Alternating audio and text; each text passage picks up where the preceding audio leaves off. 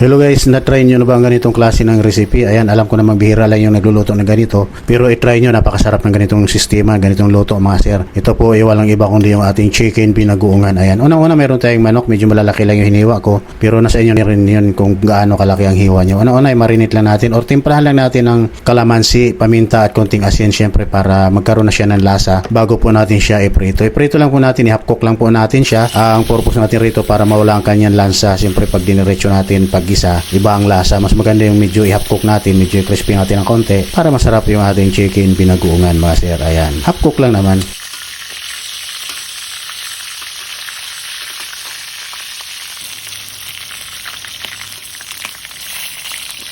Ayan, at syempre pag naluto kung saan natin pinirito yung ating manok, doon na rin natin igisa yung ating maraming bawang. Yan, gisa-gisa natin na maigi. Syempre yung ating sibuyas, gisa natin na maayos para palabasin natin yung kanyang bango, ang kanyang aroma. At syempre yung maraming luya. At yan yung ating bagoong, alamang bagoong po yan mga sir. Yan po yung ginisa natin na maigi para maging masarap. Tsaka natin ilagay yung ating nakapok na chicken. At syempre ayan, sabawan na po natin ang ating manok. At timplahan na lang po natin ng isang pirasong chicken cubes, konting bitchin, syempre paminta. Simplihan lang po natin yung lasa para masarap at konting tubig pa. At ayan, takipan po natin at hayaan po natin siyang maluto. At syempre bago nga pala natin takipan, ilagay natin yung maraming kamatis. Ayan, pagkalipas nga po ng ilang minuto, ilagay na po natin yung ating siling panigang para pampalasa, pampabango. At siguraduhin natin lutong-luto yung manok. So ayan, luto na nga po yung ating manok na chicken pinaguungan mga sir. Napakasimple pero masarap na recipe mga sir. Ayan. At sa mga nagtatanong nga pala doon sa ating kawali, yung pinaglutuan natin kung saan ko nabili, ayan, ilalagay na lang po natin sa comment section mga sir.